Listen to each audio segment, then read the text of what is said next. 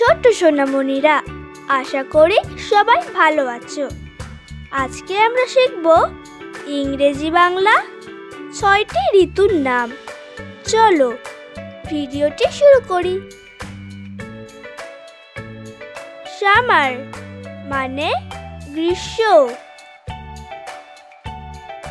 Monsoon মানে বর্ষা। Autumn মানে শরৎ।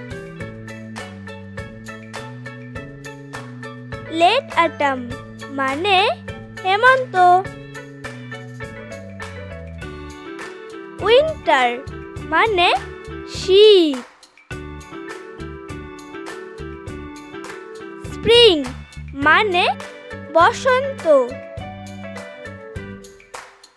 চলো বন্ধুরা, আবার একবার প্রথম থেকে শিখি ও পড়ি। সামার মানে গ্রীষ্ম। মনসুন মানে বর্ষা।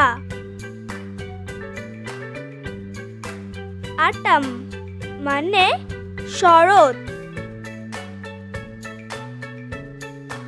লেট অটাম মানে হেমন্ত। উইন্টার মানে শীত। স্প্রিং মানে বসন্ত।